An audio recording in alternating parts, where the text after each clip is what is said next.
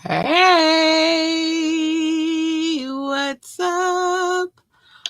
Listen, shoo, today, today, today. First, let me say, welcome to the show. It is me, your girl Labora Lee, aka Cat Lee. We ain't even sitting right. Hold on. It's me, your girl Labora Lee, aka Cat Lee, and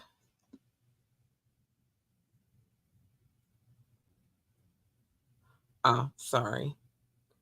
I don't know what. Uh, wait. Okay, because stuff is going crazy over here. Okay, let's do this. And You have now tuned in to Ambitiously the podcast. mm, child, I can't, I can't. Y'all gotta hear that. But anyway, today is I don't know when I want to say it's a regular day because it is not. These are never regular days, but today is the wiretap. Today we dive into these court cases that these foul, sinister, heinous, depraved, and all the other vocabulary words that we have, um, they're that, and they have a court case that I was able to pull, and we read them because we do. We are nosy over here, and I feel like those particular people, they deserve for us to, you know, do what it is that we do. Okay. So today we will be jumping back into this Don Richard case because it's crazy, y'all. Like the more we dig into it, the more you know. And knowing is half the battle. G.I. Joe. All right. This is probably one of them times where that was probably one of them times where I should have said, Mama say, Mama say, Mama stop, but whatever. There are some things that I need to say before we get started. Join the conversation, call in. Yay, thank you, Doc. I'm happy because I be worried about that sometimes. And that's why I be needing Doc to tell me. Thank you, baby. I appreciate it so much. Okay, awesome. So join the conversation. You can drop a comment, call in, or text. The number is 443-780-5978.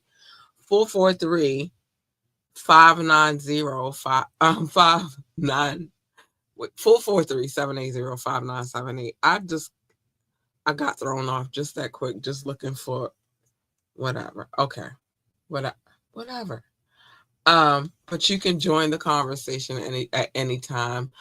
If you call in, you just know that you will be live on air. If you text, I will be, or if you comment.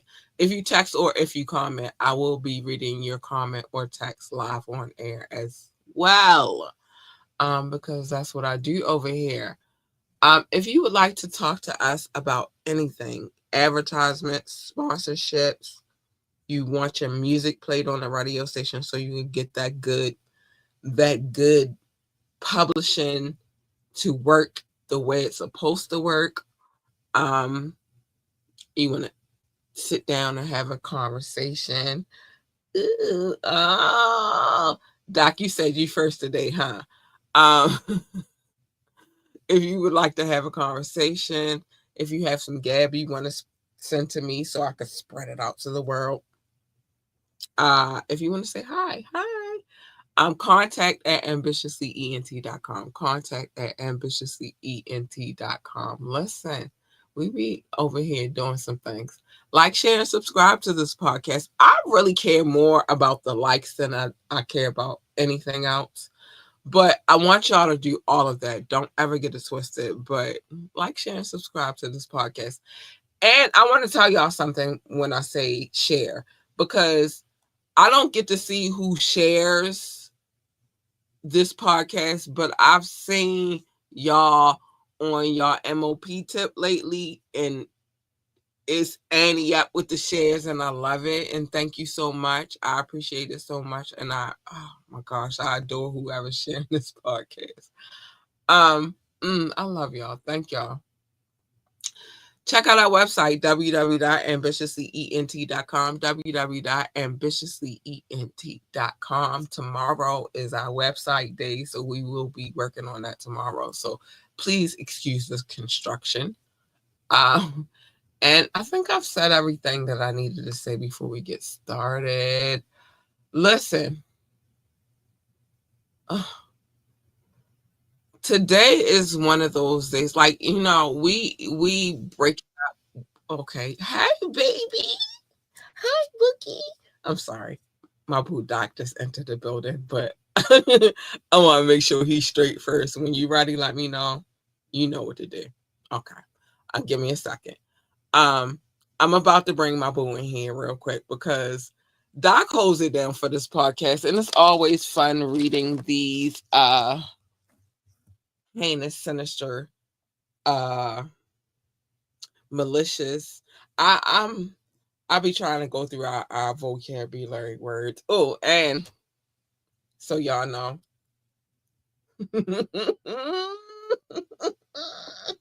Librarian Cat is in the building. I will be running out dictionaries so that y'all know that demure was absolutely a word before y'all started running it in the hole. I have other books as well. I have the Bedford Handbook. I have I got some good reads too. So listen, but she'll come back later. Now I'm about to bring my boo doc in here real quick. Because it's time. I can't. What? It's time. It's time to bring my boo up in here. Hold on. Hi, Doc, baby. What up, kid? How you doing today? I found my glasses. I'm ecstatic. I could be a librarian again. I tell you, you need a little lanyard. You need a little lanyard for you to take them off the chain, and then you put them back on. I do need one of those because I lose my glasses too much. Listen, but by the end of the show, we will be opening back up the library. Okay. And I will be running out my 2 dictionaries. You have 2 weeks. 2 weeks is a lot of time to find a lot of words. It is. It's a lot of time to find a lot of words. You just got to be on your ding. But 2 weeks, I feel like the 2-week rental allowance is a beautiful thing because you can find a lot of words in 2 weeks if you apply yourself. True. And then you can go find out that demure was in the dictionary long before y'all started using it. You're welcome. There you go. You're welcome. Knowledge is power. Knowledge is power. It's always the key. And I also have other things in here that you can, in my library, that you can rent. You can't take Hamilton. That's not going. None of the Star Wars stuff you can take either. They're not up for rent. And anything to do with the Ravens. But I have some things. I have some so I have the new rules for marketing and PR. I have guerrilla marketing for consulting. I have a list of things in here. So I'm just trying to help you guys educate yourselves because you could go to college. That's cool and that's fine. College is not for everybody, right? True. But self-education is for everybody if you apply yourself. Yes. Hold on. Apply yourself. Learn new words. Apply yourself. The librarian hippie now. Okay, we got it. Yeah. Oh, wait, that's a whole new wave. I didn't even think about the librarian hippie. That's a whole new another wave. A whole new wave. Okay. Yeah, it's the hip hop hippie, and then it's the librarian hippie. I love it. Thank you. Doc, you always come in here with some new stuff. That is funny. Librarian hippie. Get your books, get your knowledge, self-fulfill your self-prophecy of self-knowledge. Yes. And then be careful with the blenders. Well, putting away your blenders, not using them, because I'm very well and knowledgeable about how to use my Ninja. But I live with 2 other adults, and sometimes they don't put it back all the way the right way. Okay. Was there some interesting mishap that occurred? Yeah, I want to make my baby a banana caramel smoothie. Mm-hmm. We just be doing things in here. Like we make we like our recipes. We like to create recipes. We like to follow recipes. We do that. We're cookers and we like to cook. And she woke up and she was like, I want a smoothie. And I was like, okay. Okay. And while I was going to retrieve all of the pieces for the blender, somebody didn't put it up the right way. Oh. And I caught the blades. It's okay. I'm all right. Oh, you okay? Yeah, I was about to ask. Are you okay? I'm okay. I'm all right. I cleaned it very well because I don't think that I told y'all this yet, but I do have OCD. No, I really have OCD, right? Okay. I really have OCD, which is why the story that I was about to tell yesterday, and I had to stop myself. I had to stop myself because I don't think that in the transaction of what had happened, because I don't want to embarrass anybody and they back following me again. I don't know how. But in the transaction of me explaining to this person what they did affected me very much is because I do have I've been medically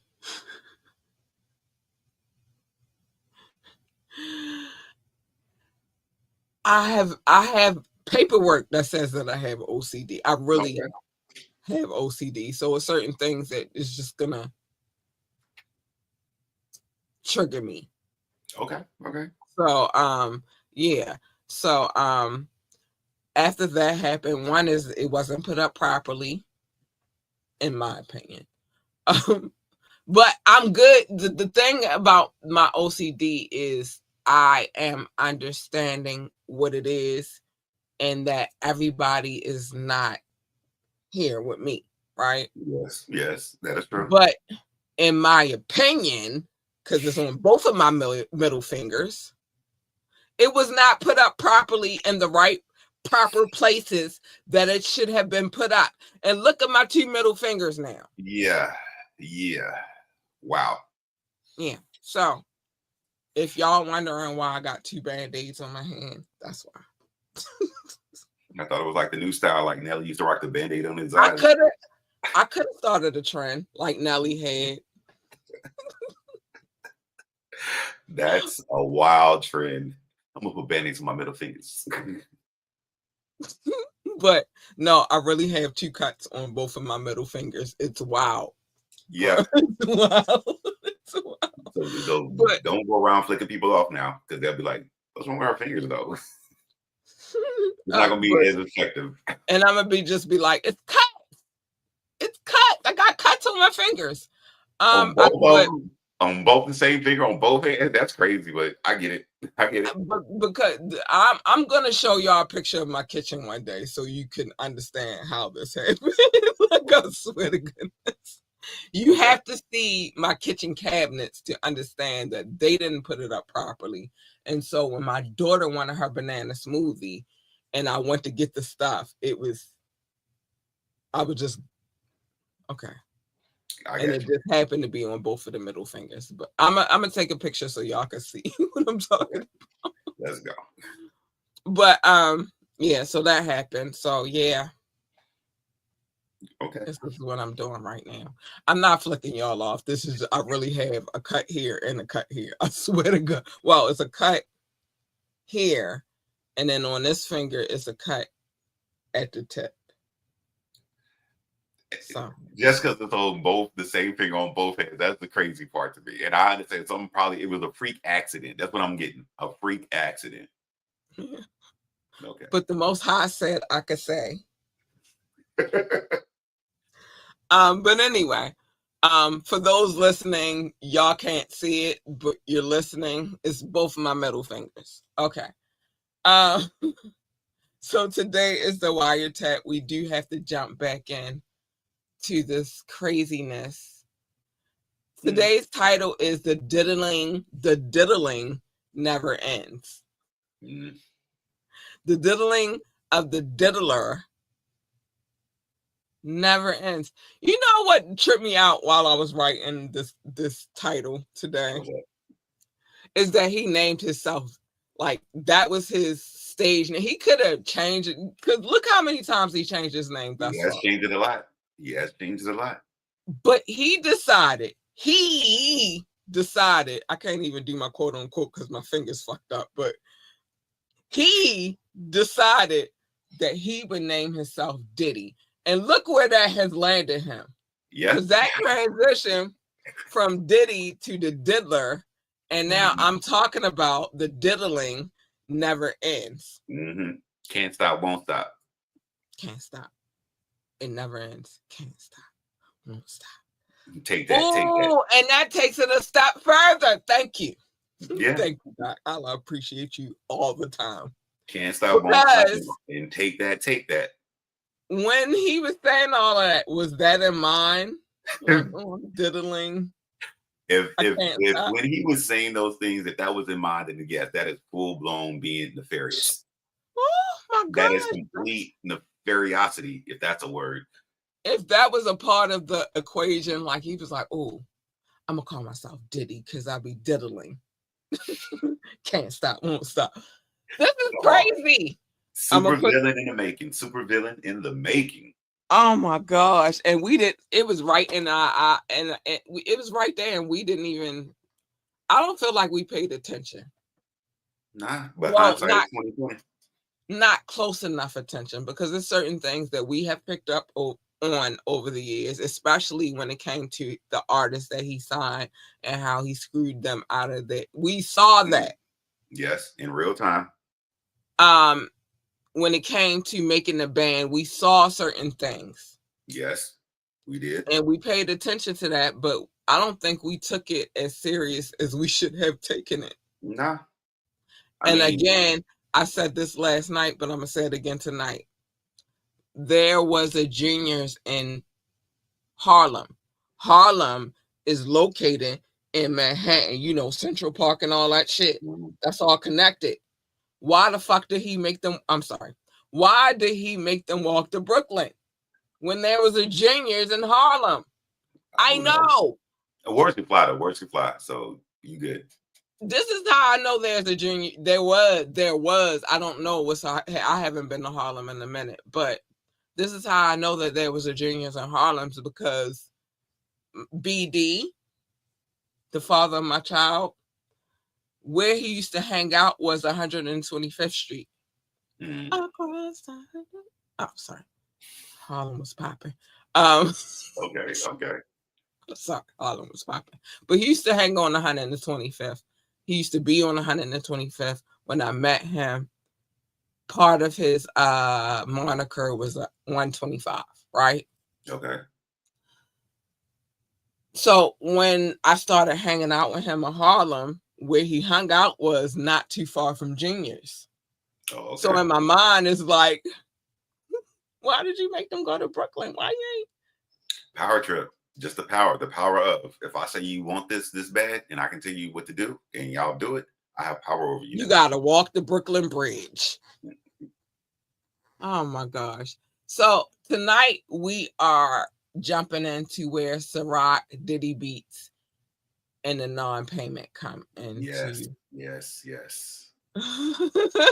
So it's a lot we got to jump into. I'm not going to hold us any longer. I feel like we should just jump in. So I will do the honors, and then you can take the next one. All right. If that's cool with you. Yes, of course. Okay. Of course. Okay. I just wanted to make sure. So in or around the summer of 2009, Miss Richard and Miss Harper were required by Mr. Combs to perform as a part of Diddy Dirty Money and attend numerous promotional events, which I've already told y'all. Okay, we'll get to that in a minute. Numerous events, promotional events, including late and overnight parties, all of which were under contract between Mr. Combs, Ciroc, Vodka, or between Mr. Combs and Diddy Beats pursuant to the Bad Boy Interscope record deal. Mhm. That makes sense because that's like the Diddy Beat. All right, let me just focus on that right now. Diddy Beats. What does that sound like? The beats that Mhm. Dr. Dre came out with. So that was like, I guess, like an extension of that. Mhm. Damn, and I got beats in here too. Dr. Dre, damn you. Well, I got them a long time ago, but I was pumped when I got my beats. Like, oh, and they was some grade A technology. I'm not gonna lie, I love my beats. They don't work anymore, but they was the old school beats. And then I just stopped buying beats because I'm like, why the hell am I paying all this money for beats? Whatever.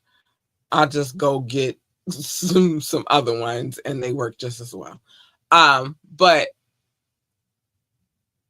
it makes sense with the Diddy Beats and Interscope because the reason why Dr. Dre had beats in the first place, why that was attached to him, was because of Jimmy Iovine. Jimmy Iovine is Interscope. I hate how all of these cases that we read always make me come to that. Dot. It's connected. Connect the dots. And I don't think that they understand that the celebrities, that if all of these cases, if you piece all of these cases together, I, not everybody else, but I can come to the yeah. The part I think that you most can people come miss. to the Yeah, they think it's so isolated. No, this only happened over here, but all these same people are involved with this one. Oh no, this only happened over here, but all those same people are involved with this one. It's like you keep seeing the same names pop up over and over and over again. It's kind of like these people got something going on.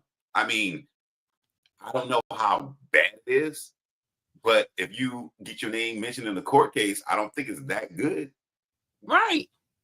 So, but yeah. And then what my next question is, was Cuba at these situations? No, that's the running joke because when his name kept popping up in the case, I'm like, why is he here all the time? But yeah. Why is Cuba Gooding Jr. at all of the events? It's crazy. All right, but let's keep going.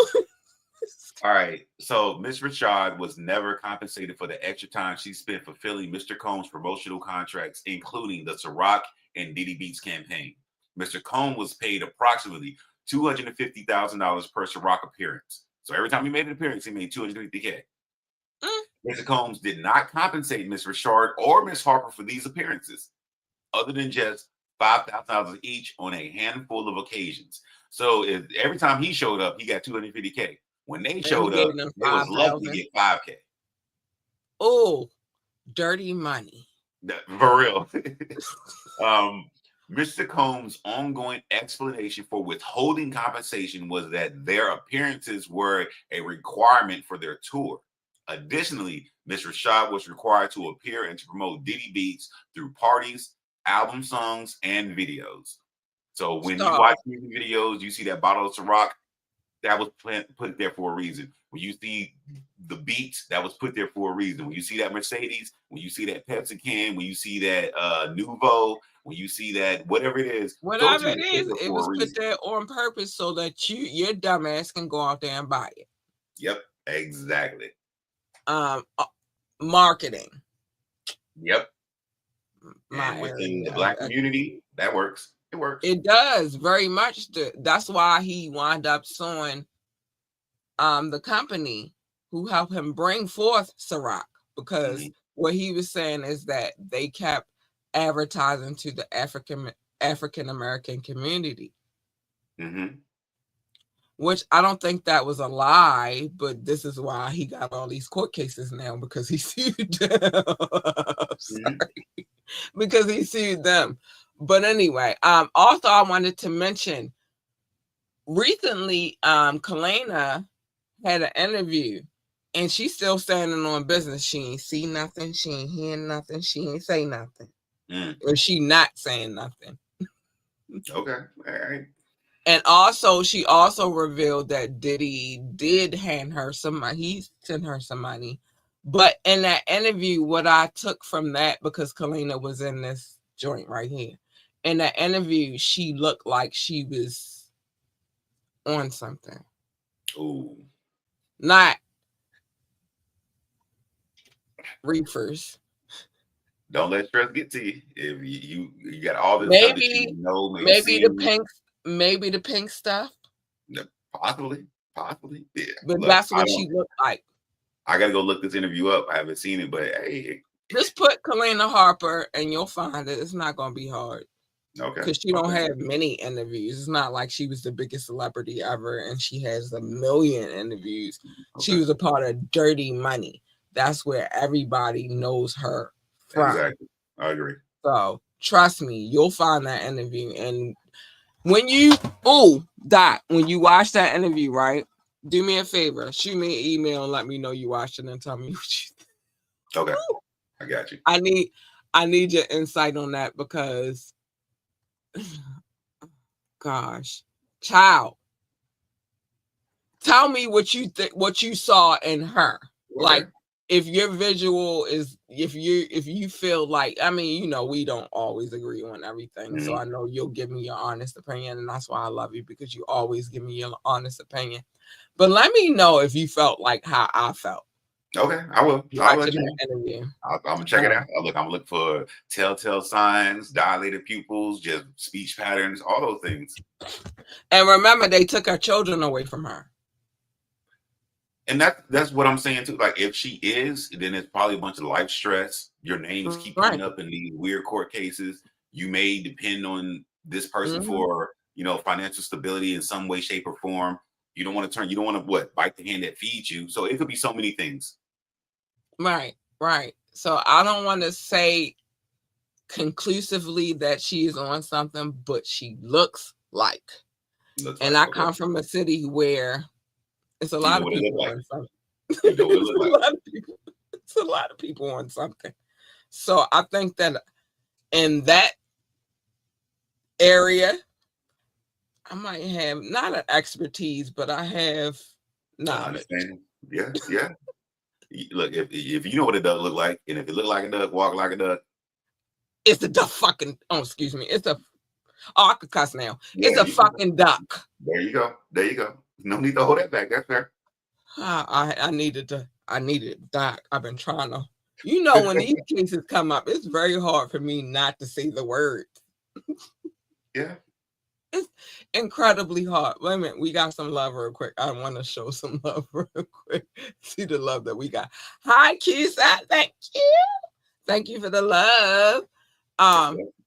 But yeah, real talk. I ain't gonna lie to y'all real quick. Like, I come from a city where we can identify the signs, and it looks like, to me, personally, not to y'all, but to me, it's some narcotic involved, maybe some pink stuff. Okay. Not the pink stuff, but let's keep going. Over time, Mr. Combs was paid $6.25 million for 25 Ciroc shows. That's a lot of money for 25. All right, so he was paid $6.25 million for 25 Ciroc shows that Miss Richard was required to attend following the show. And he was only giving y'all $5,000. Oh, but God. Not every show, just every once. All right. Let me finish reading. You gonna do the you know, the little down. Oh, yeah, footnote. I can do the footnote. Yeah, you gonna do the footnotes on me? All right, okay, cool. So Miss Richard was required to attend following each show. Miss Richard and Miss Harper Kalina approached. Hold on. Okay. Cause this be weird sometimes when I move. I got it though. Child, he put $6.25 million. You better give me my money, ninja.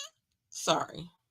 This is why I know I couldn't be a an artist in the music industry. I'm trying to scroll. Sorry, y'all. Because if you don't give me my money, somebody gonna die. But anyway, so somebody gonna die. I want my money. Give me mine. So what they saying is, following each show, Miss Richard and Miss Harper approached Mr. Combs to inquire about their insufficient. Insufficient. Y'all know what that means. You go to the bank, you ain't got no money in there. You're broke. Insufficient. And they didn't pay. I just did some quick math. Have you finished reading this? I got a little funny thing that I just realized. All right, let me get through this so we can. He didn't pay them no money, like he didn't pay anybody else their money.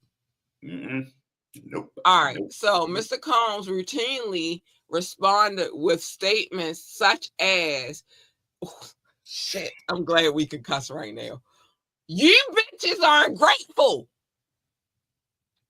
And you don't want this. What the fuck do I want? I want my money, bitch. That's what the fuck I want. I'm sorry. Ms. Richard estimated losses from Ciroc campaign promotions totaling at least it was a million. It was a million some change. It was a million some change. It was $1,562,500 and $500. It's crazy. Miss Richard received no compensation. What the hell? That's crazy. No.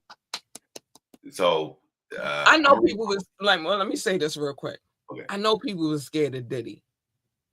I don't really have no fear. Once you fall from a third story window, all that shit is out the window. Anybody can get it. Okay. I keep a blicky on me. He might have got stabbed. Bitch, where's my money? I need my coins. Okay. I got family to take care of. Yeah. Okay. I'm sorry. All right. I just needed to get that off my chest. You go ahead, baby. What you was doing? You calculate.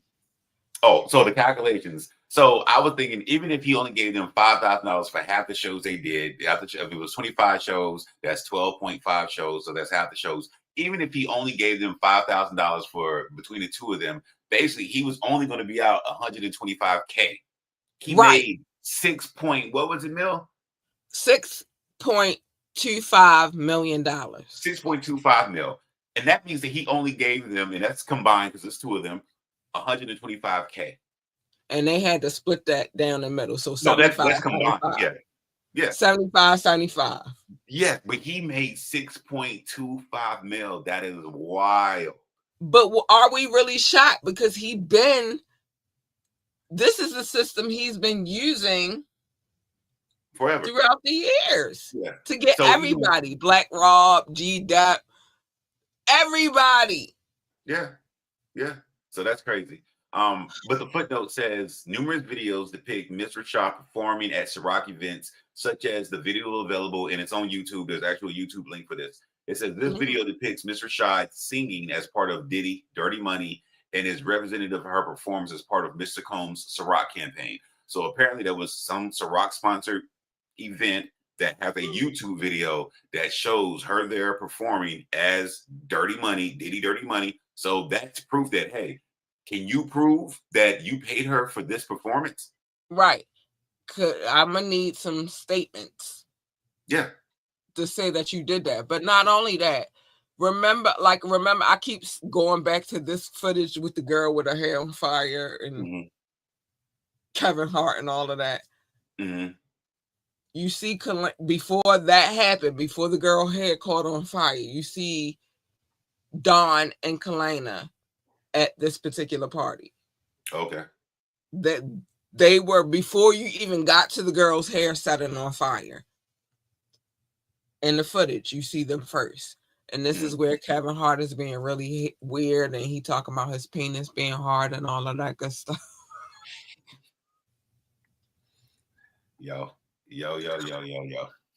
I'm gonna get it together. Mama say, Mama Sama Makusa. I'm standing on the side of Michael's side. All right, you want me to get the next one? Go ahead. Mr. Combs sexually harasses and assaults Miss Rashad. This is a very direct statement. Mm-hmm. So it says between approximately 2009 and 2011, throughout Diddy Dirty Money's recording process, rehearsals, and performances, Mr. Combs repeatedly ordered Miss Rashad to strip down to her underwear. He frequently referred to her as a bitch or whore and made demeaning remarks about her body, alternating calling her lazy, fat, ugly, and skinny, particularly in front of his friends, producers, and bodyguards. Child. So that statement right there is a full statement. It says that this person demeaned this person, ridiculed this person, and provided a level of embarrassment to this person, particularly in front of other people. So, and did not care.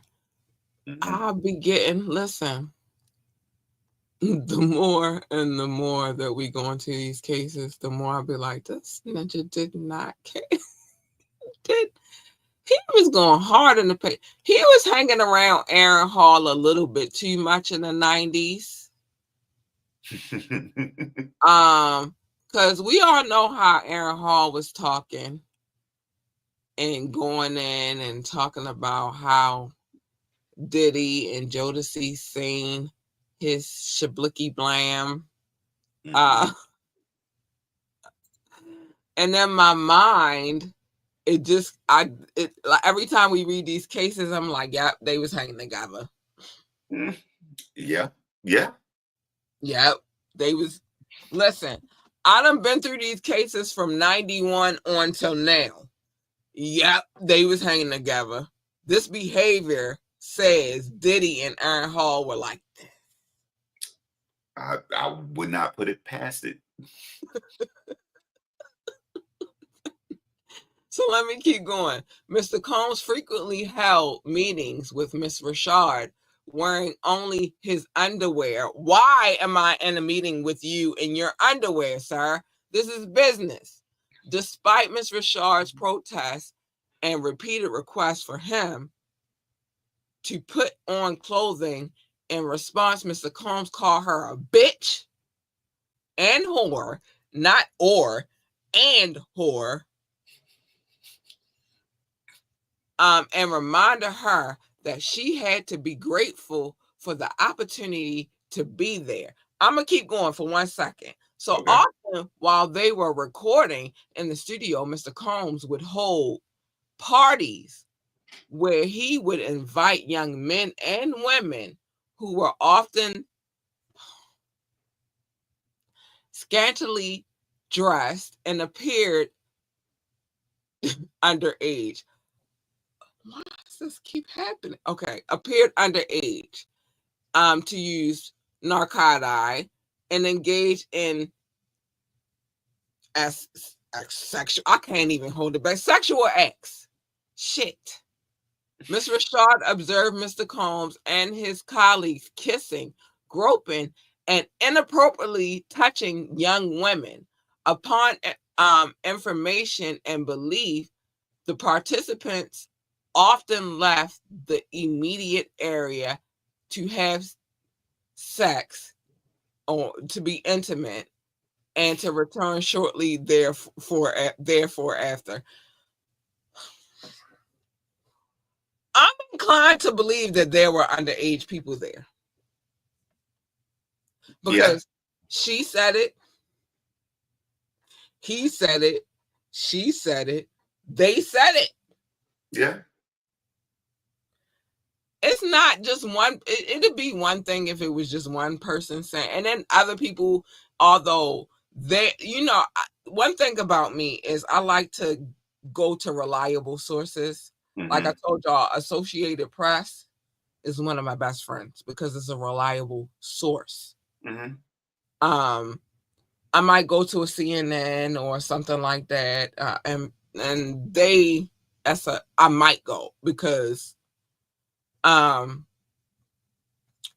But when it comes to multiple, this is a belief of mine, not everybody else, just mine. When it comes to a situation, if more than one person is telling the same story, I'm inclined to believe it. Mm-hmm. Because multiple sources, different people are telling the same story, or they're telling a story that has the same pattern. Mm-hmm. I'm freaking inclined to believe it. Mm-hmm. Yeah. Yeah. This is crazy. You want to go ahead and get All right. So let me make sure we were in the right place. 86. 86. Yeah. Okay, cool.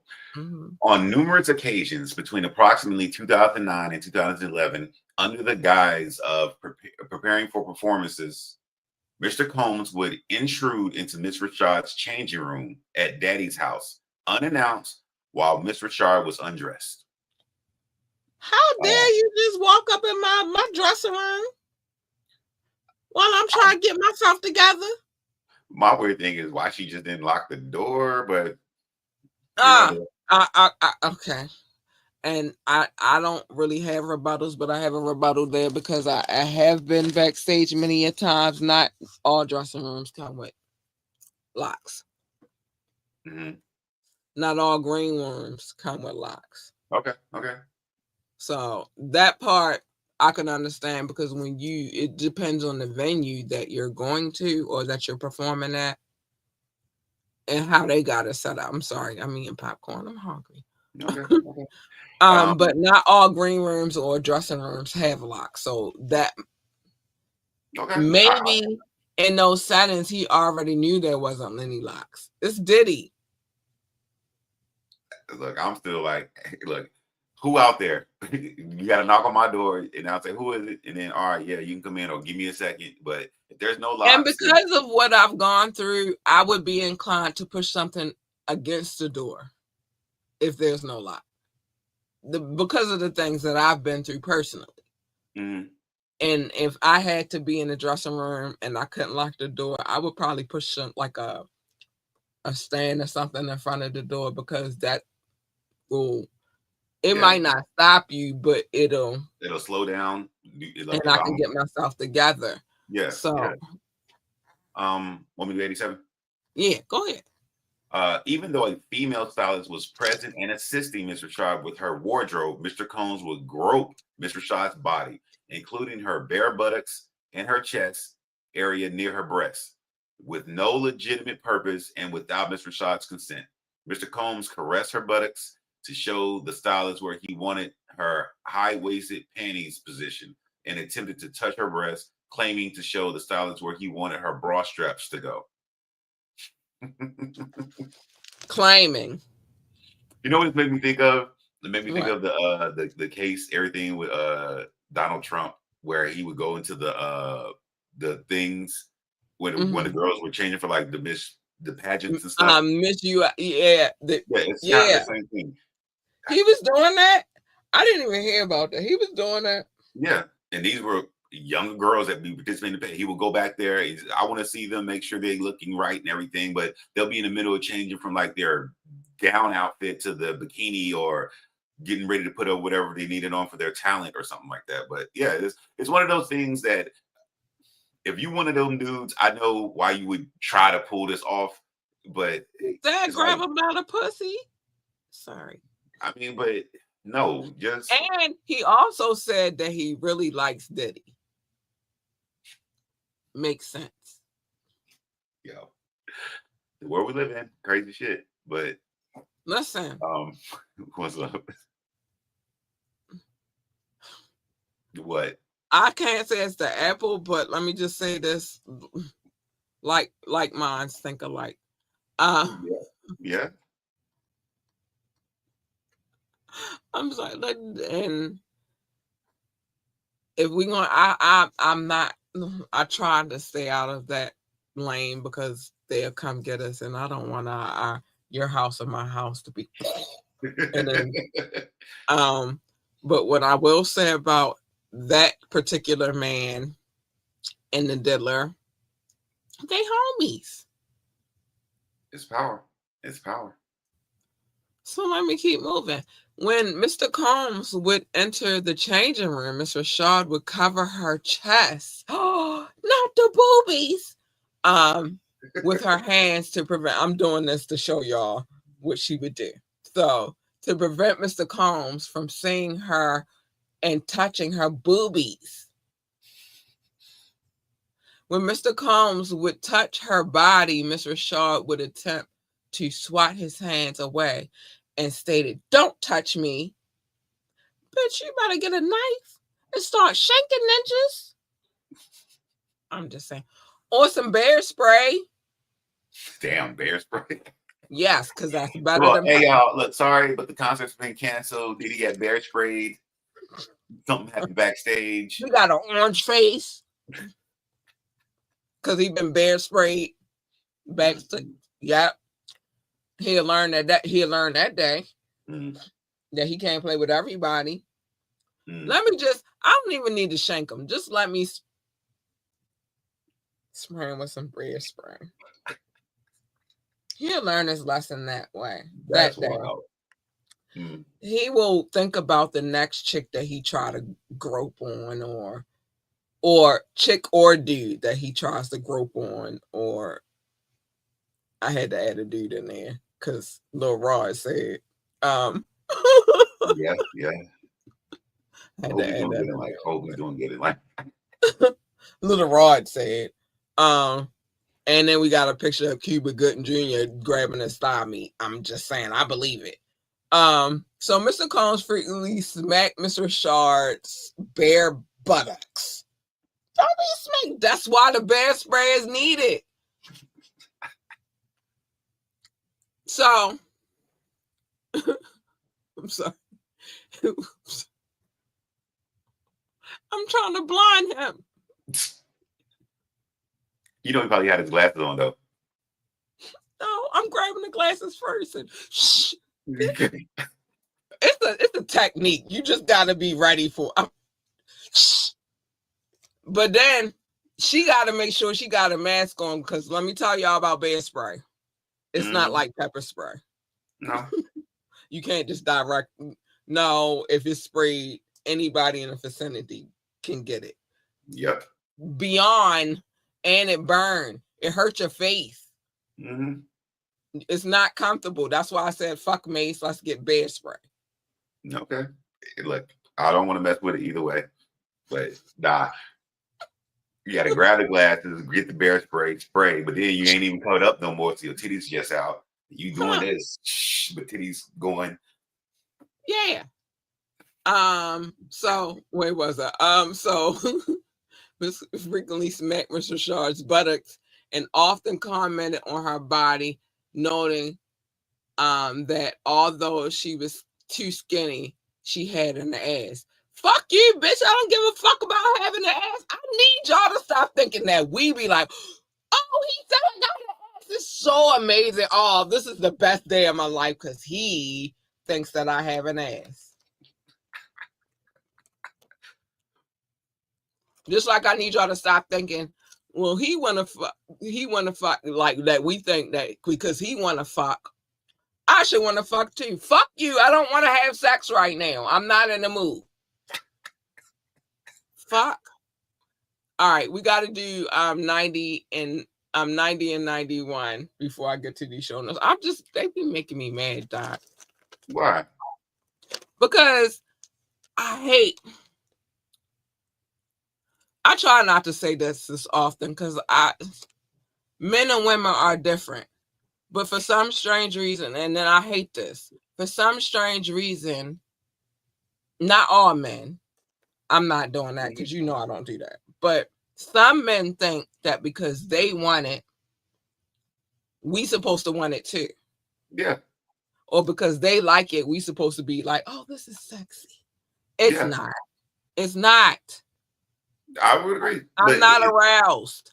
I'd rather use my machine on myself. I do have a machine that fucks me. Okay. I'd rather use my machine than to deal with your misogynist thought process. Okay, respectful. I don't need you in my I don't need you to fuck me.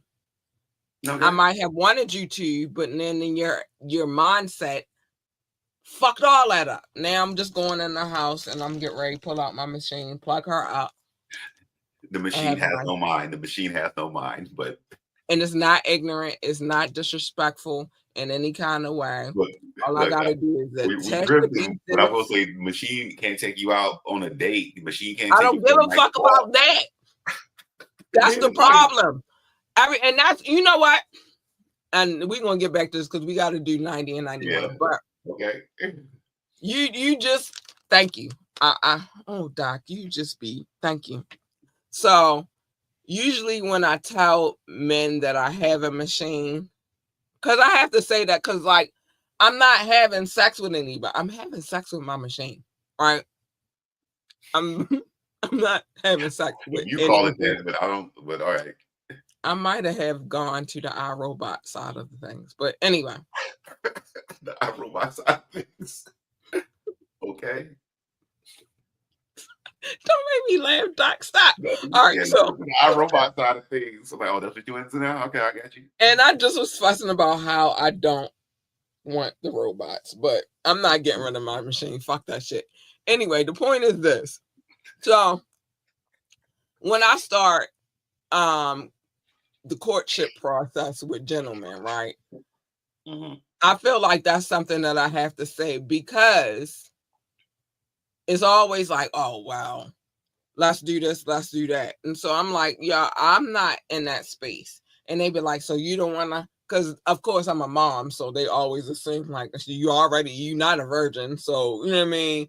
And I'm like, I don't need a man in my bed. I got 5 blankets on my bed. So I'm always warm at night. Because I love blankets. I do. I sleep with a blanket 365 days of the year. Okay. No bullshit. I do. So somebody keeping me warm, I'm not worried about that. I'm warm. I'm very fucking warm, right? Okay. And they'd be like, they can't, the machine ain't gonna take you. That depends on the woman. Every woman is not dependent on you to take her out on a date. I take myself out on dates. Okay. Remember that day I told y'all I took myself out on a date for tacos? Mm-hmm. Hi, Rock. Oh, let me put him in here real quick. Hi, Rock. Remember that day I told y'all I took myself on a date for tacos?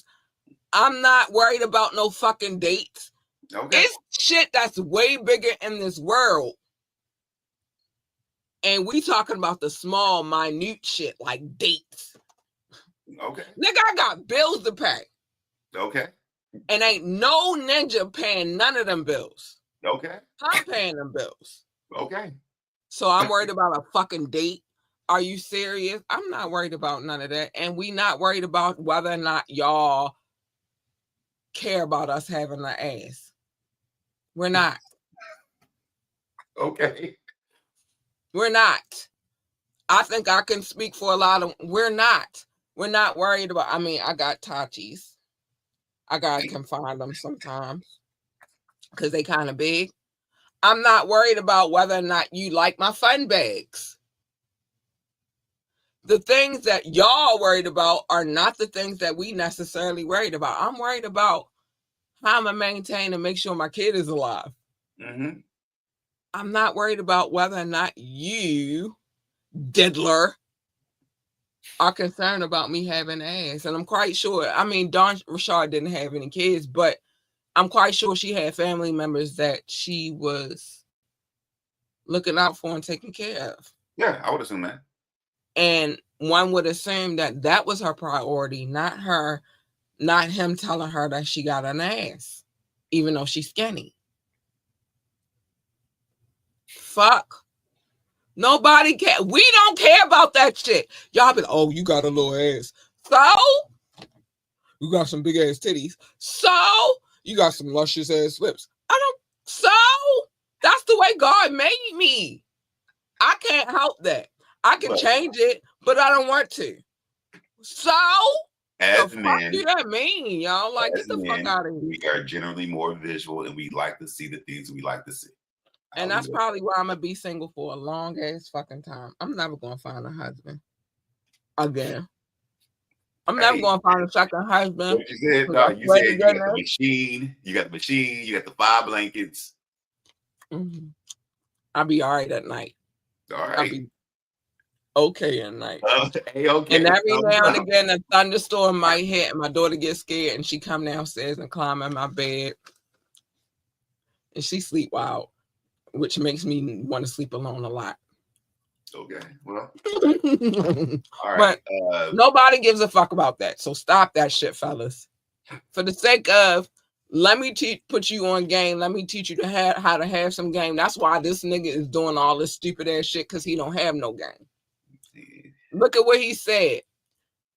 Although she was too skinny, she had ass. Now I'm supposed, like, am I supposed to be aroused because you said that? No, I don't. See, I don't think it's coming off as supposed to be arousal. I'll be in real life. Or I'm supposed to feel like you're empowered and I'm less because you said that. That means nothing. But who the fuck gives a fuck about what you think about my body? I don't give a fuck. I agree with you. In this situation, that is full-blown inappropriate. It doesn't make sense to say or anything like that. But I can say that I've been in relationships where the girl was skinnier, but she like, you like my butt? Is it big enough? But you were in relationships. They weren't in a relationship. Play the same way. Yeah, they weren't in a relationship. He was her boss. Yeah, and that's wrong. Isn't that sexual harassment?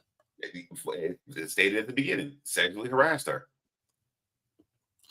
It's stated Remember right when there. I said, when we was talking about Shorty that he dangled from the, and I said, there's 2 people for fact that I feel like going to win their suits. Miss Richard and Brianna, the girl he dangled off the balcony. I feel like those 2, out of all of these, I feel like it's at 1,000 now. Out of all of these 1,000 cases that he got going on right now, these civil cases that he got going on right now, those are the 2 that I feel like will win. Okay. Ignoring her visible and communicated discomfort. I'm telling you, as this is making me feel weird. Mr. Combs persisted and continued to intrude when Mrs. Richard was in the dressing room, continued to touch her buttocks. I like how they keep saying buttocks. And breast, tatas area under the guise of showing the stylist what to do, and continue to smack her on the buttocks without her consent. Why are you smacking me on my ass? Why do you keep smacking me? And then that's the other thing. It's only sexually aroused. I'm only sexually aroused when I want you to smack me. I don't want you smacking me on my ass all day long. That shit is annoying. I can't even read a book. I might be bent over the counter reading some shit and you come smack me on my ass. Maybe it's cute the first couple of times, but all right. Shit. I'd rather you come and stick it in versus smacking me on my ass. What the fuck? That went from 0 to 60 real quick. Like, but that's basically the term love tap is there for a reason. This is wrong because this is not in the confines of any type of romantic relationship. This is strictly, as was stated earlier, a boss to an employee. Or why are you doing that to me? Yeah, that's the sexual harassment part for real.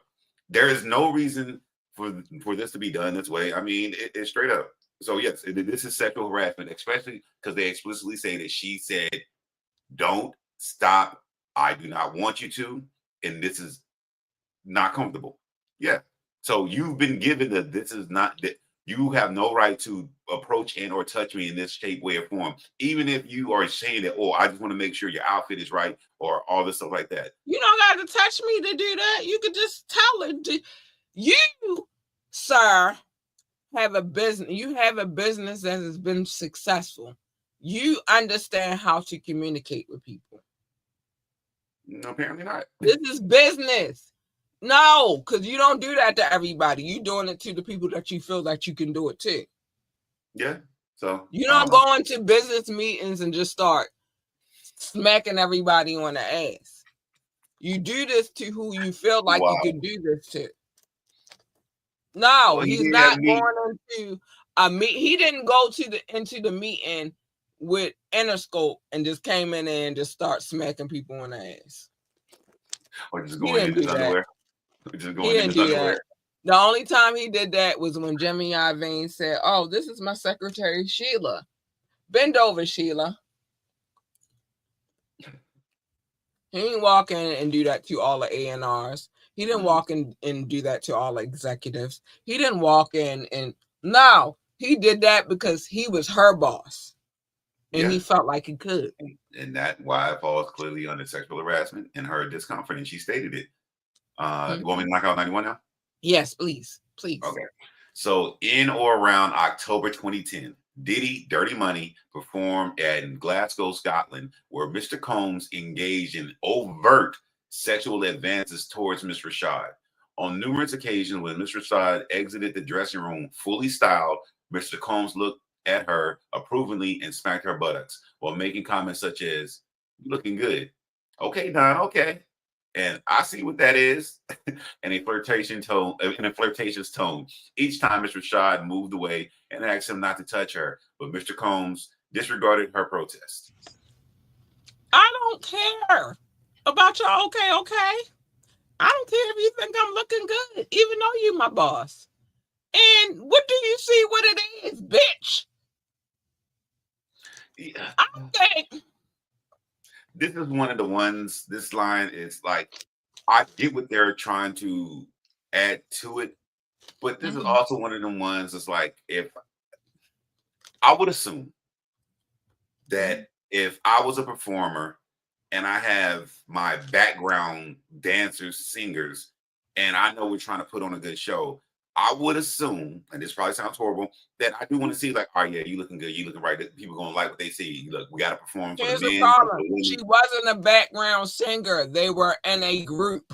Yeah, but I'm saying that if you're about to perform and you know you have an audience waiting, I don't think this line number 91 hits or carries as much weight, in my opinion, that I think it is potentially could carry for everybody else. Because I'm like, no, you kind of want to say, oh no, you look good. Y'all look right. Why I would take 91 serious though is that at the end it says each time Miss Rashad moved away and asked him not to touch her.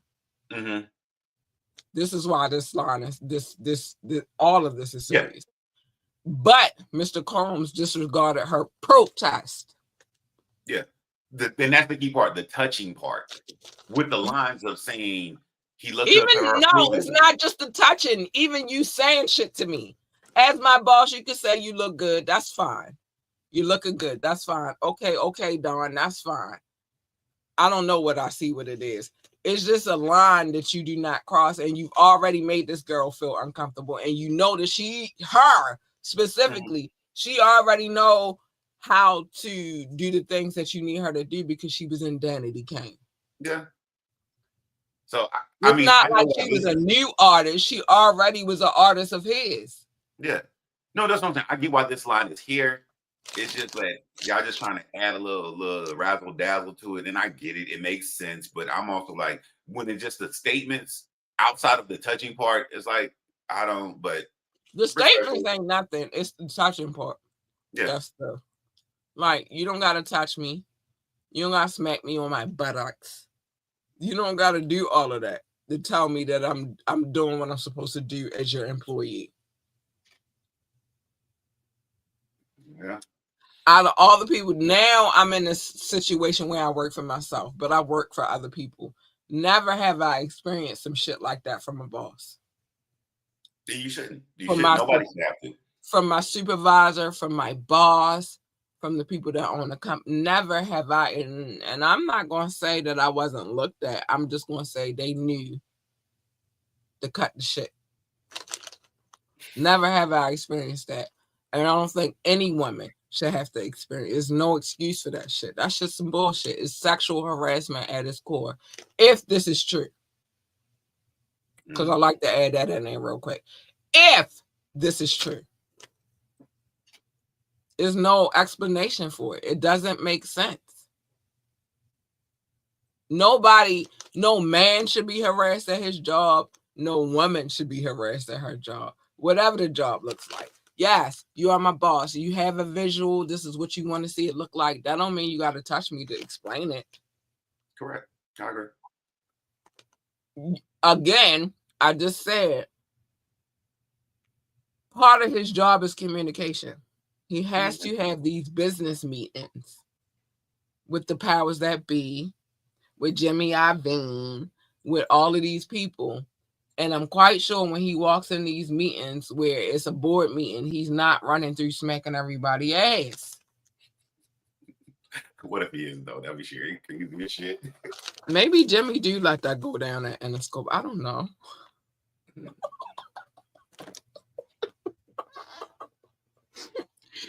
Come on. I don't know. Hold on. Come on. Why is Cuba here? Then, yeah, was Cuba Gooding Jr. at these meetings? I got questions. For no reason at all. For no reason at all. He's an actor. Why is he right being somebody's video? I don't understand. Come on. Why? No, Cuba's like, I'm just gonna stand over here in the corner. Let me know when the ass smacking and thigh touching begin. He said, I know a few things, so I just wanted to add my expertise. Like, I know how to smack an ass or two and grab some thigh meat. For real. Yeah. But it's on it. He know how to grab some thigh meat. He been grabbing thigh meat for a long time. Look what he did to Lil Rod. Lil Rod. No, he been grabbing on thigh meat for a minute. No. Remember in Boys in the Hood when Ricky got killed, he dropped to his knees and he grabbed his girl's thigh meat. Remember? Because he been grabbing thigh meat for That's years. An actual scene in the movie. Wait. After he did this. Yep. Punched the air, dropped down to his knees, grabbed his girl's thigh. And actually, somebody said, and I got to go back and see if it's true. They said when he did it, even him acting, he did put his face in her crotch and kind of looked at the camera like, I got to go back and see that. Somebody said that one time. I have yet to go look at it. Right. And then why didn't never Nia Long say nothing about this? Like, oh, his face was in my crotch. Grab a thigh meat forever. He been a thigh meat grabber. All right. Sorry. It's just every time I think about him, I just think thigh meat. He was getting it in. All right, y'all. So we covered a lot tonight. We had a lot of hurry up. We had a lot of go ahead, baby. We had a lot of conversations about Cuba Gooding Jr. and the thigh meat grabbing. We see where Diddy at with it. This is crazy. I'm sorry I'm eating popcorn on camera, but I'm hungry. And I'm sorry. I'm hungry. But it is now time for the love. I want to shout out anybody watching from Facebook, YouTube, or Twitch. Be careful. Watch out for your thigh meat. But this is live love that I'm giving y'all. And this is how you know it's live love, because I'm telling y'all, don't be letting people grab your thigh meat. But what I'm about to do right now is I'm about to show love to our listening audience, as I do every night that I do this podcast. I'm always going to do it. I'm sorry if you don't like it and you tune out while I do it. The list gets longer, and so it's a reason why I do it, but whatever. These people I'm about to talk to, these people listen to the podcast. They don't know what I look like. They just come through and listen to our shenanigans, and I appreciate them for that. They don't have to, but they do. Love notes. It's time for the love notes. I used to call it love. Doc used to call it show notes. We used to bicker a little bit about it, and then finally we came to the compromise, because there is no love without compromise. And we decided to call it the show notes. Thank you, Doc, for holding it down. You've been holding it down for a minute, baby. We decided to call it show love notes. And there's no way I was ever gonna call it show notes anyway. And Doc also said I had a stack of papers the size of a composition notebook. I did not, but I did have a lot of papers. It wasn't my fault. It's a lot of cities, states, and countries on that was on them papers, but we condensed it down. We love the earth, so we went green and we condensed it down. We only do countries now. And so I want to show some love to my peoples. It's all love. Thanks for all of the love. Shout out to our top 6, the United States, the United Kingdom, India, China, Canada, and Belgium, specifically Brussels. I love you so much. I love you guys so much. Thank you. Russia, Indonesia, Japan, New Zealand, Australia, Turkey, Switzerland, Germany, Mexico, Austria, Philippines, and Kenya. Hi, babies. I love you. Pakistan, Romania, South Africa, Nigeria, Brazil, Netherlands, Singapore, Spain, Ireland, and Nepal. I love you all. You are amazing. Thank you for the love. Oh my gosh, I love you. Mauritius, Israel, Hong Kong, France, Poland, Tunisia, Venezuela, baby, Czech Republic, Portugal, Morocco. Habus, I love you too. Thank you for the love. Oh my gosh, I thank you. Ghana, Finland, Cameroon, Lithuania, Sweden, Bangladesh, and Latvia. Oh my gosh, this is so amazing. Thank you for the love. I love you guys, and thank you. You are extraordinary, man. Last but not least, Hungary, Greece, Denmark, and Jamaica. I promise you, I need to get the sound like pew, pew, pew. Yeah, Jamaica, what's up? Gosh, this is amazing. I'm excited. I gotta calm down, but I want the horns. I want them. I don't know if I want anybody doing all of those lethal ass dances though, because they scare me, like, daggering. Yeah, I don't need none of that. You might break. I feel like somebody gonna break, like one of their bones is gonna break or something, because of how intense it is. Because niggas be flying out of nowhere, like, and then just like, oh my gosh, my hip bone. Like, I don't. Broads be doing all kinds of stuff. I'm scared. I love you, Jamaica, but I'm afraid. Jamaica. I'm afraid this is dangerous. Nobody talking about how dangerous this could be. This is dangerous. Doc said, we worldwide, protect your peace and protect your thigh meats, because you have to. And especially when Cuba is involved. Protect your thigh meat. He be grabbing all the thigh meats.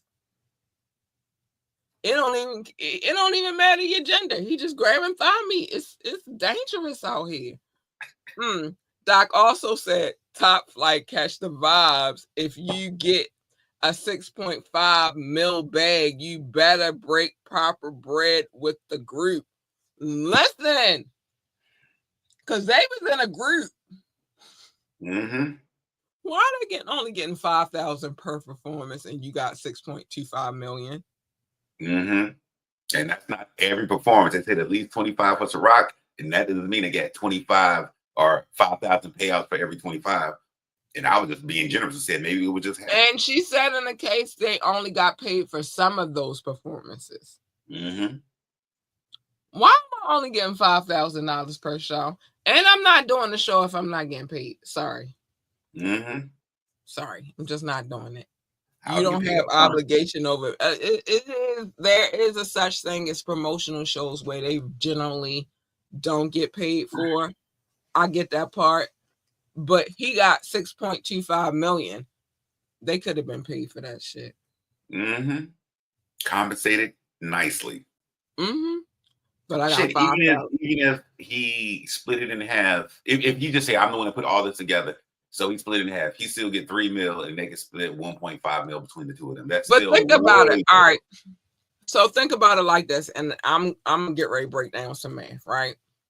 Because what they keep saying is she was in Baltimore, right? Mm-hmm. Remember in the beginning, how dad had to come from Baltimore to New York to get her to get her out that car, right? Mm-hmm. So I'm gonna give you Baltimore and New York prices. So in Baltimore, a studio apartment right now you probably get for $1,200. Mm-hmm. In New York, $15. Okay. So that $5,000 per show, that'll cover a couple of months of rent, some utilities. Here in Baltimore, you lucky if you get a situation where you don't have to pay for water. Mm-hmm. You feel me? Then you have gas and electric, because BG and you don't play. Baltimore gas and electric is not a game. Mm-hmm. Other things, telephone, internet, Cell phone. food. She's a woman. You feel me? Sanitary supplies. Mm-hmm. That's just that one freaking check. All those things we just named, that's in one check. Add up. It adds up. So Mm-hmm. we talking about even if she relocated to New York, that check is gone. That check is dead.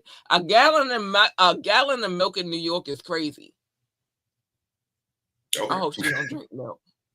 I don't know if she drank milk. She might be lactose intolerant. No, think about it. They even said, remember, she had to pay for her transportation coming from where she lived to New York or even to LA. She was coming from Baltimore to New York. She had to travel from here to LA. Atlanta. She had to travel from here to LA. She had a lot of traveling expenses. Mm-hmm. And wherever else they had to go. Mm-hmm. What is $5,000 per show going to do with all of these expenses? Nothing. But he got $6.25 million. He was eating catered food in the studio when they couldn't eat. Hello, Harold. Thank you for the love. Yeah, what is that supposed to do? I'm doing the math. One thing my daughter said to me yesterday, because it amazed her how fast I can calculate money. Right? Mm-hmm. Because she was like, if this and that, and I was like, it's this. And she was like, that was fast. And I'm like, baby, mommy not good with fractions. The computing fractions. Mm-hmm. She barely made it with algebra. I just remember the algebraic expression. Please excuse my dear Aunt Sally, and I just try to work off of that. Remember that? Yeah, doing the math, yeah.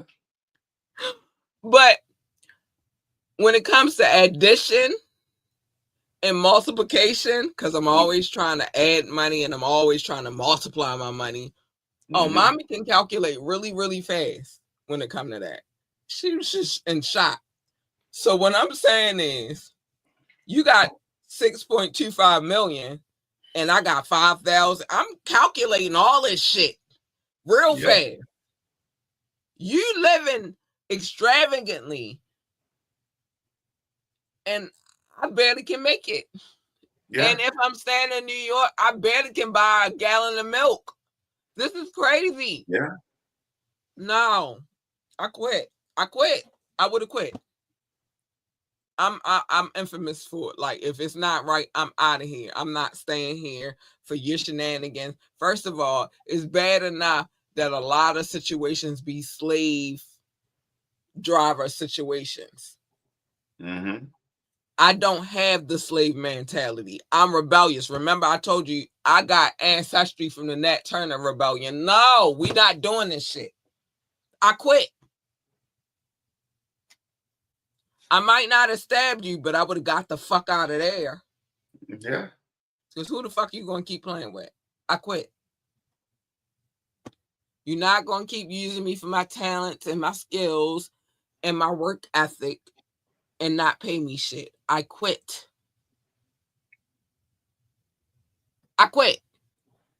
So yeah.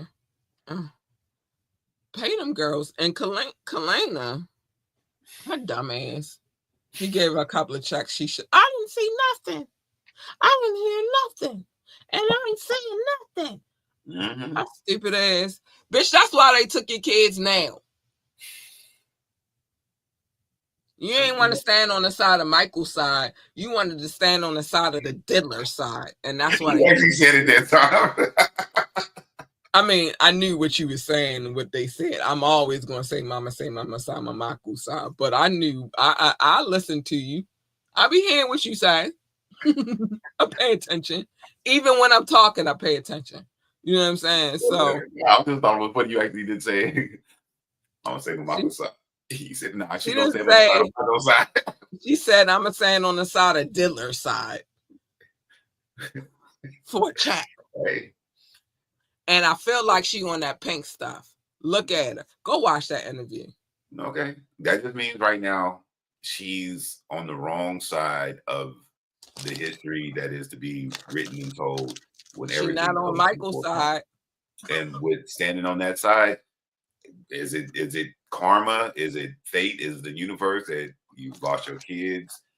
I don't think you can ever be in the industry again. I don't know, but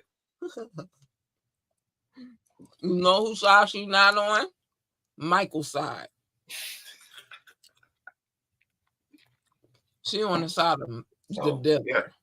She made her decision. She made her choice. So it unfortunately, it's not too late. Get on Michael's side.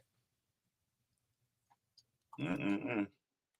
And then now I'm gonna say, mama side, Michael's side. Mm-hmm. Get on Michael's side, not the dealer's side. But anyway, this is, you know what's crazy? As we read this case more and more, I believe it. Yeah. I believe it. And I think that's what he was afraid of.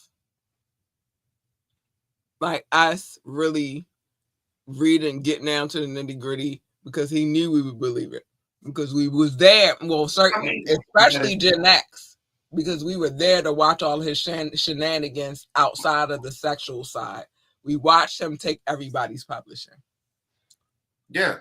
I mean, even regardless of anything, as much as you hear about famous people, and they could be like the most made up crazy rumors, but they came from somewhere. It started with something. It may not be like, I don't know if you remember the one about Lil' Kim getting her stomach pumped and all that stuff. Did you ever hear that one? No. What happened? Tell me. Well, apparently, this is back when Lil' Kim was popping. She got sick from sucking too many dicks or something. So she had to get her stomach. Too much cum in her stomach? Yeah, apparently. But think about this. Even this is the same chick that says she can she can fit a Sprite can in her mouth. I'm not. I believe it. Even with that being said, and how crazy that sounds, something that started from something somewhere. Whether it was just her lyric or she was in the bad boy camp. Yeah. And that's another thing too. Now that I think about it, never heard Kim say anything. Listen, I feel like a lot of the women that were on Bad Boy, I'm not going to say it. Matter of fact, I'm going to say they don't have him on the trafficking radar for nothing.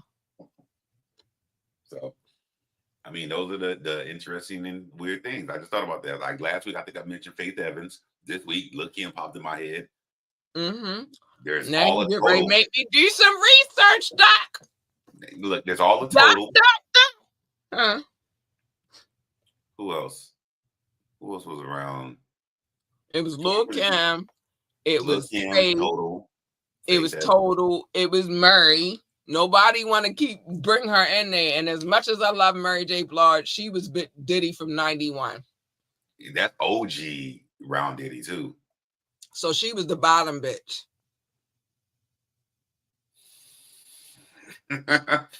Oh, but then remember Mary connected to Jodeci. Because she was with KC, remember?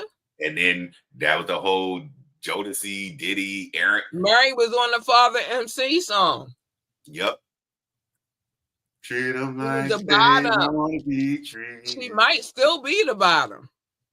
And nobody looking at that though. That, you know what's bad about that though? That's going to be. I think if Mary J. Blige get implicated in anything that even happened in the past, that's going to be a hard hit.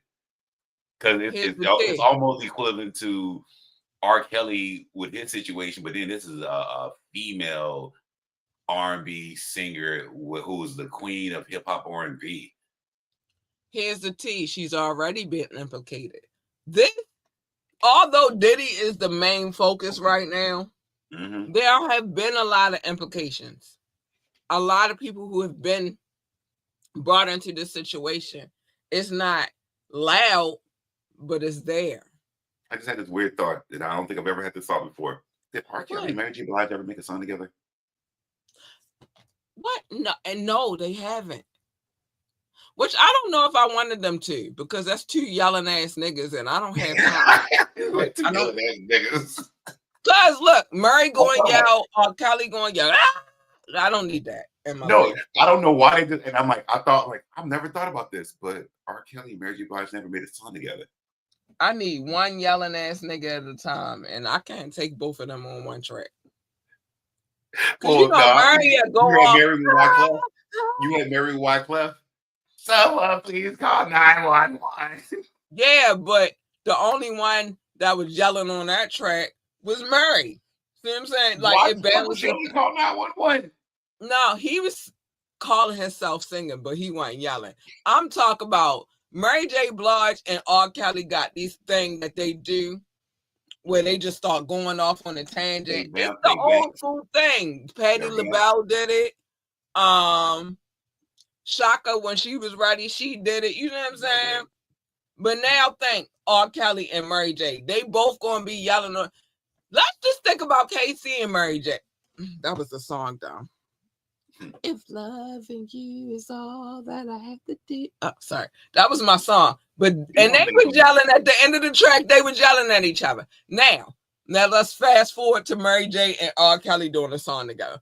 R. Kelly was started yelling at the beginning of the track. He didn't have no, I'ma build it up. You feel me? I believe I can fly.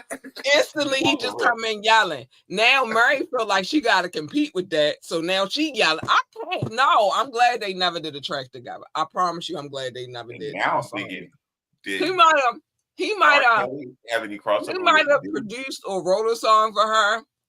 Mm-hmm. I could take that, but what I can't take is both of them ninjas on the same track. Okay. It was just a weird thought. I might have a headache at the end of this song. I can't. Come on. Hey, listen to the track. Have an Advil. You don't have to pop one. You need some Advil, some Aleve, some aspirin, some something. Ibuprofen is definitely necessary if both of them is on the song. I didn't need that. That was too much. I did not need that.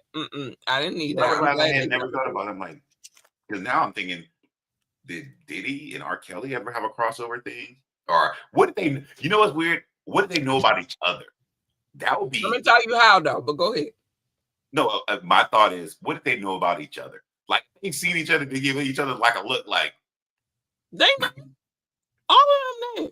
Jay-Z, Diddy, and R. Kelly all know about each other. See, I know Jay-Z's and their proclivities. And their proclivities. You got Jay-Z is connected to Diddy. Jay-Z is connected to R. Kelly. You don't think they was they know about each other's proclivities. Let me say this though. Diddy and R. Kelly are connected because remember the song with what's the name of that group? Dang. What is the name of that group? The Four Boys, and one of them said that Chris Stokes molested him. B2K. There we go. So Diddy and R. Kelly both produced their tracks, so they connected. They might not have had, and I think Diddy had a song with R. Kelly? Oh, them niggas knew what they was, all of them, each other was doing. Diddy had a song with R. Kelly. Okay. They knew. They knew. Oh my gosh, they knew. My whole love of the music is just crumbling before my eyes. And it hurts. It hurts bad. It do. It hurts so bad. It's like all them hits we. But here's the thing. I'm gonna say this before we get to the final things.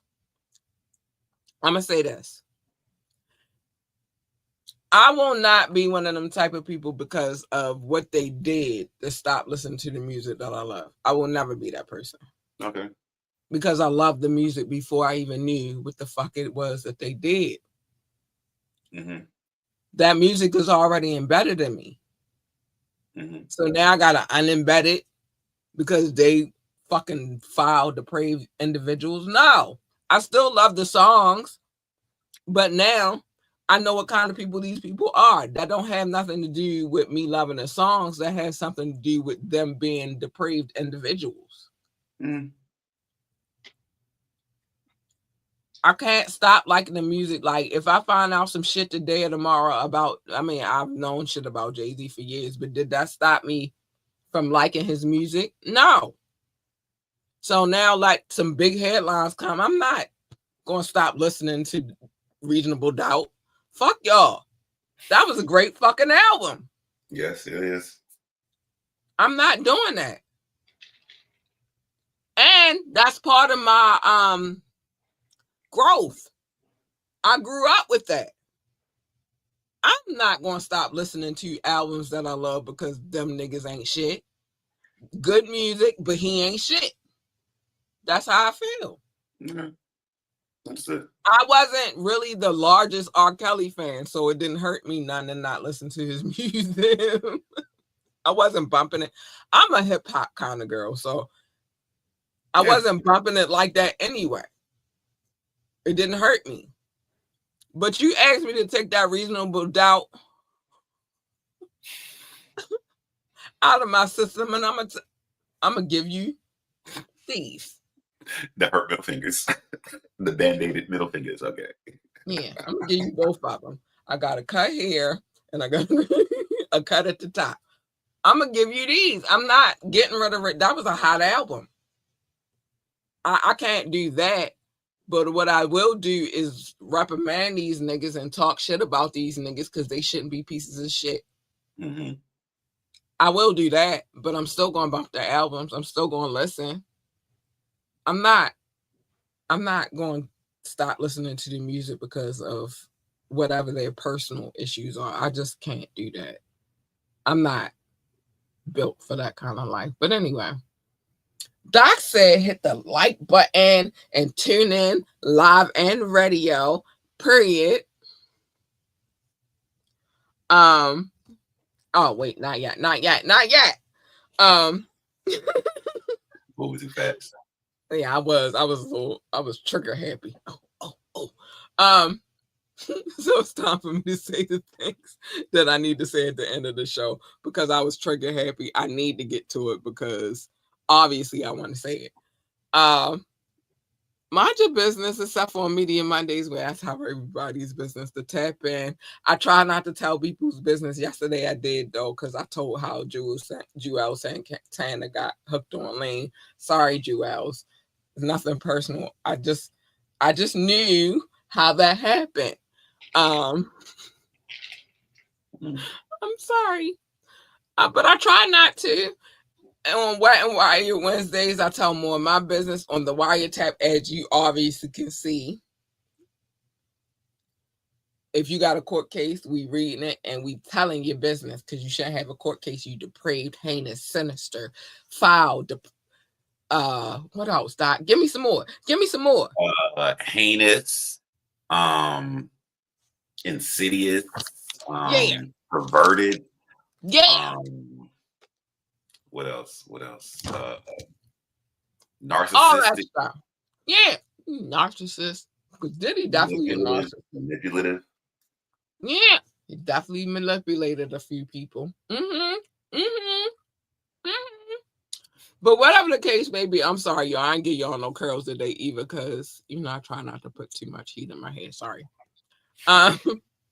But if you're any of those things that Doc just said, or that I just said, or whatever we just said, because it was our vocabulary list gets longer and longer. If you are any of those things and you have a court case, we are reading it. That's my partner in good over there. And we don't condone your foul behavior.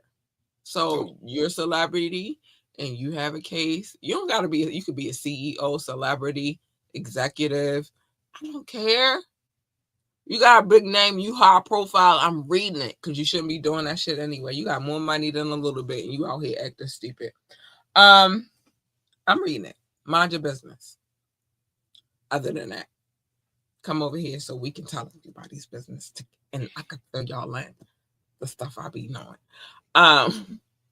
Love your babies, hug your babies, tell your babies, encourage your babies, tell your babies that they are the GOAT, the greatest of all times. They need that encouragement. Listen, my baby went on a field trip today for a STEM program, it was a STEM program field trip. I love my life. And this is why I'd be telling y'all that, because I've been telling this little girl since she was a baby that she was the greatest of all times. And she doesn't disappoint. She goes, she works hard, she tries hard. She's in the gifted and talented program. She's in the STEM program. Listen, stop playing with my baby. You know what happened, dog? I did the things that I'm telling y'all to do as parents. Mm-hmm. And I keep doing them and I don't let up. I just keep encouraging her to be great. And I feel like if we all did that, our people, our children will be better. Mm-hmm. I feel like that. It's not a fact, but I feel like that. So encourage them babies. Tell them babies that they are the GOAT, the greatest of all times. If they want to work for NASA, tell them to be best astronaut, engineer, receptionist, janitor, secretary, or whatever the hell else they do over there at NASA. I don't know. It's space. But what I'm telling you is go buy a good telescope. I'm trying to tell them that I got one. It's too heavy for me to keep bringing back and forth in here to show y'all or whatever.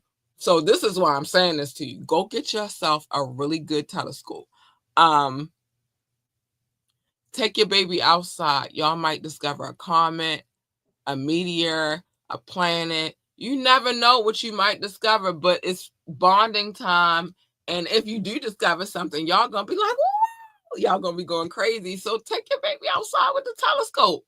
Don't get the kind that you be peeping through your neighbor's windows with, you pervs. Stop peeping through your neighbor's windows. You don't need to do that. It's a lot of things you could be looking at other than your neighbors. Mm-hmm. Get a good telescope and go outside and spend some quality time with your babies. JoJo, my daughter, we do that, but sometimes she just get bored and be like, all right, I'm going in the house. It's cool. She gave me like a good, cool 15, 20 minutes. I'm all right with that. It was bonding. And especially now she turning into a teenager. So she ain't got time for me for real. Where did my baby go?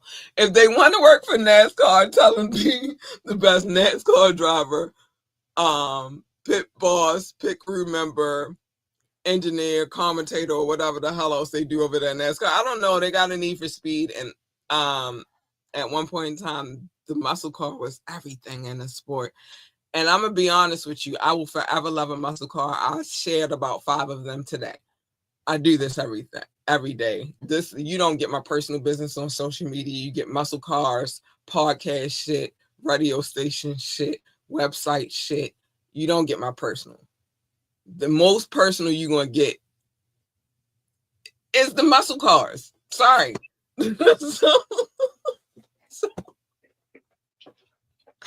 Shout out to NASCAR for the past love. Do they have a museum? I need to get there. But anyway, but the point is, whatever it is that they want to do, tell them to be the best at it.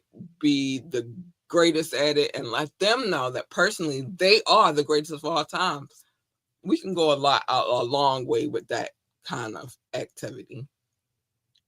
We can help a lot of children. I'm still doing groups. If I got a group of children that I could talk to and tell them that too, I will.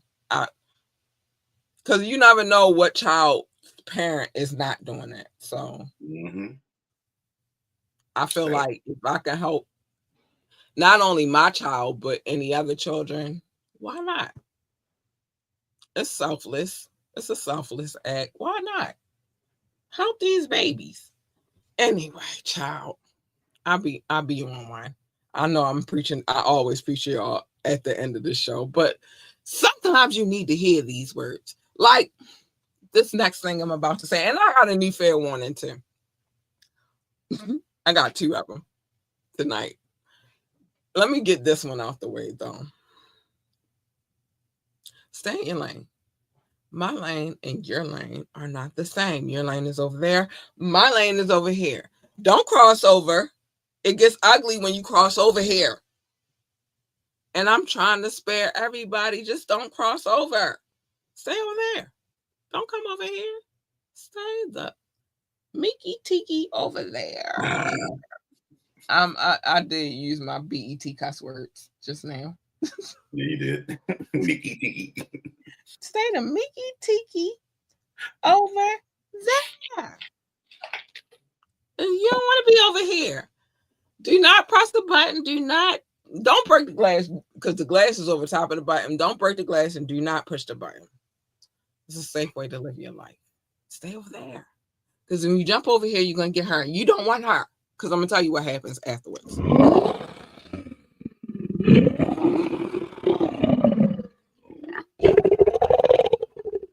We trying to rip heads off.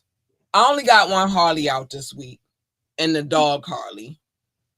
No, you didn't. But they enough. They are enough. You get more than one Harley out. I only got one Harley out this week. Hold on. Let me check the notes. I swear you got more. Yesterday, I guessed you out Santana. I got one Harley out this week. Oh, you did. You did. I'm looking at the notes. You did. My bad. I could have sworn you got more. That was last week. You got 3. That was the week before. I got 3. You're right. You're right. This one kind of confused me a little bit because there's not many Harlem rappers, but at the same time, I didn't know the name of the song. Whatever. I got one Harley out this week. My bottom bitch. Hi, boo. And the dog. And you ain't gonna see her coming. She crazy. She's a nutcase. As a puppy, she's a nutcase. Imagine when she grow up.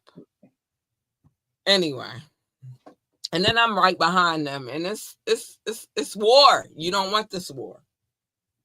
Oh, dang. I was about to sing the song. You don't want to go to war. You don't want to go to war with me. Okay. All right. Sorry, my bad. Hip hop. My bad. I'm sorry, y'all. It be jumping at me every now and again. I'm sorry.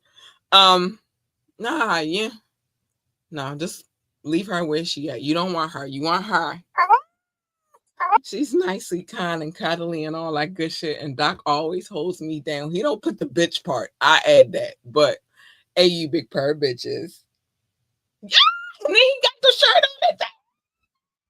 Oh, sorry. I'm losing my mind. Hey, you big purr bitches. Ain't playing with y'all. Because, yeah, hold on.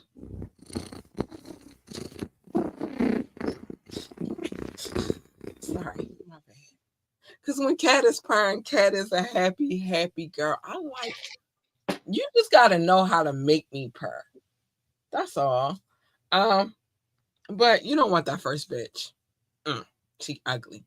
See, the latter 2, they kitty cats. That first bitch is a lioness, and she will bite your head off. She hunting. Because obviously in the pride, I have to be the huntess.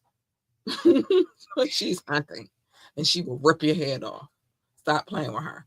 I'm always hunting. Don't play with me. And I like to play with my food before I eat it. Sorry. I do. Toss it around a little bit. You don't want her at all. She's just leave her where she's at. And what usually happens when you jump into other people's lanes is a collision. Who the fuck needs that? I don't need it. I don't need that for me. I don't need that for Doc. I don't need that for you. We don't need that for we. So just fucking chill out and stay in your goddamn lane. Sorry. I had a moment. Just stay in your lane. And everything will be peachy, keen, and peaceful. Pick and choose your bet. I'm not going to go all the way in on him. I'm just a smidgen. I'm going to behave a little bit. Pick and choose your battles wisely.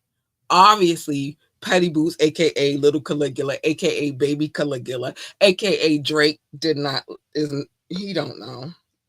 I'm trying to help him out though. And y'all should help him out too.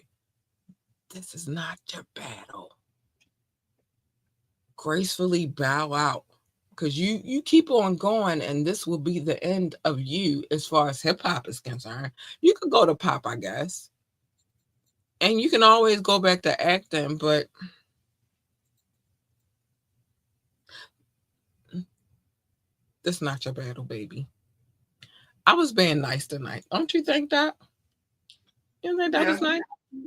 Fair, balanced statement of understanding and reassurance and encouragement that this is not your battle. But we all know I want to cuss his ass out.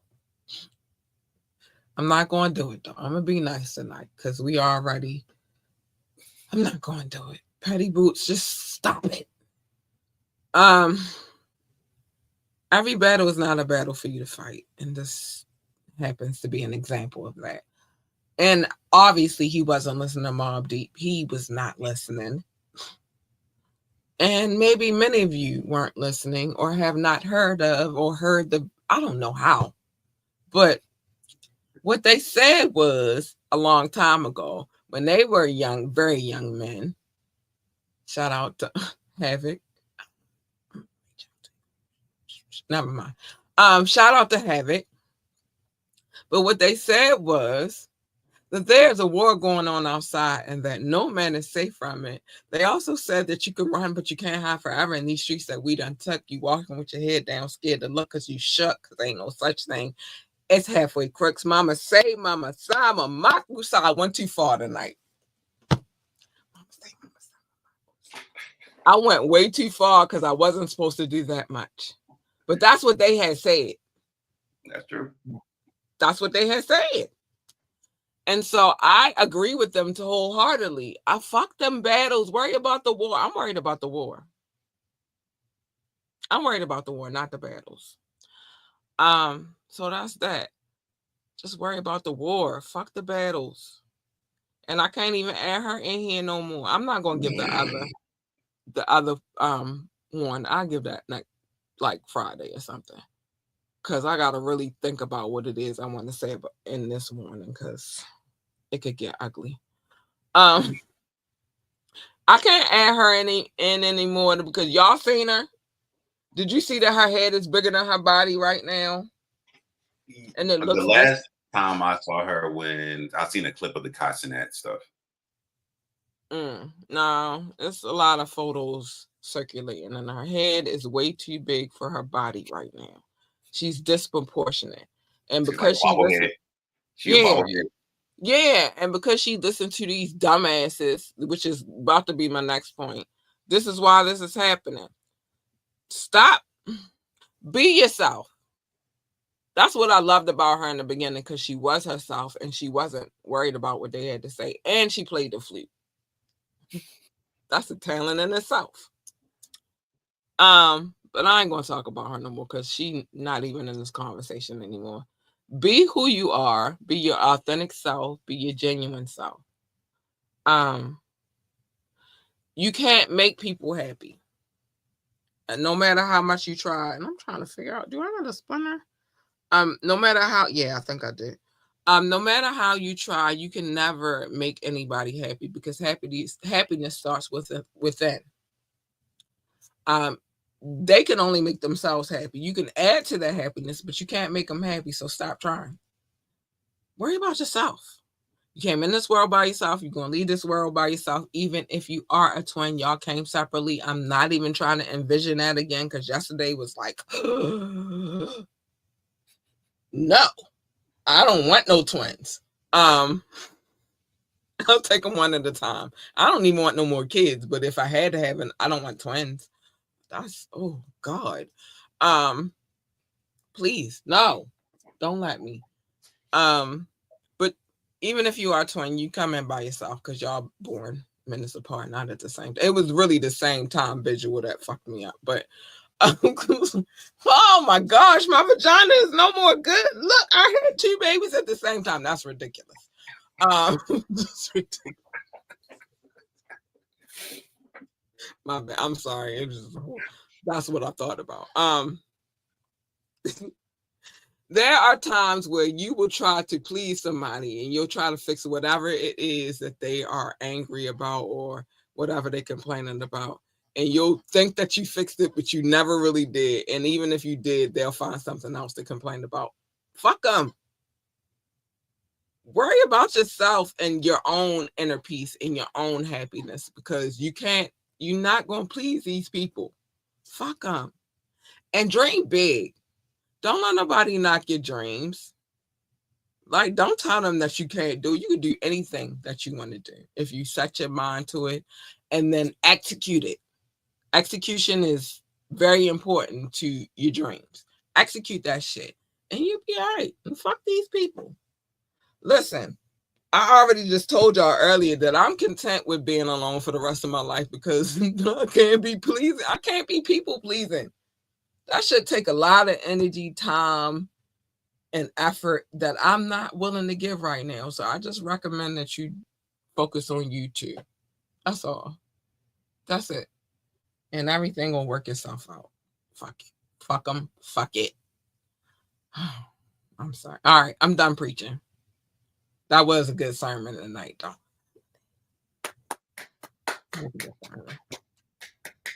I almost caught the ghost. Anyway, but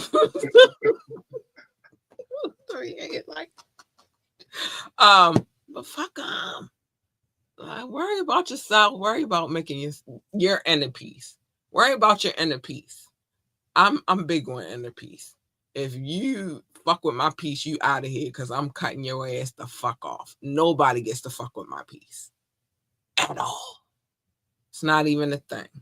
But anyway, Doc, it's trash day. Yes, it is, and it's cold out here. I know. I gotta put my big coat on to take the trash out. That's crazy. Yes. Yeah. But anyway, I appreciate you so much, sir. You always hold it down. That title, employee of the show, you wrap that. You've been holding that title. Can't nobody take that title from you. If they said that they are, I would cuss them out like, no, the fuck you not. Look, I'm always happy to be here. I thoroughly enjoy Tuesdays and Wednesdays, and just like every other day, Monday. But I'm here. We can have these conversations, talk about these things from the old school stuff me and you have in common to the things that's like vastly different between just even us being in our age, and then break down the things on the weird court cases and finding out all this weird stuff. I mean, I enjoy it. I love it. I have fun with it. And long as I can do it, I wouldn't miss it for the world. Oh, I love that. Oh my God. Oh, I love that. Doc. Oh. But yeah, I appreciate you for being here. It's fun. It's a fun conversation always. I always have a fun conversation with you. But anyway, it is time for us to get out of here. So y'all be safe. Stay out of trouble. Don't hurt nothing. And if you're not ready, don't make no babies either. And if your boss is making $6.25 million off of your group, bear spray that nigga. Not pepper spray. Bear spray that nigga. All right. Okay. I would say break bread. Make sure they break bread properly. Well, obviously, we talking about Diddy. He not going to do that. So bear spray that nigga. All right. Anyway, y'all, we got to get out of here. I love y'all. That's sound so violent to end the show. Bear spray him.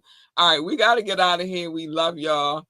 Stay safe, stay out of trouble, and bear spray your boss if he makes $6.25 million and he only giving you 5,000 per show. Good night. We love y'all. We out. Bye. I'm sorry. Don't bear spray your boss. All right. Bye. We gotta go. I'm telling y'all, bad. No, don't do that. Bye.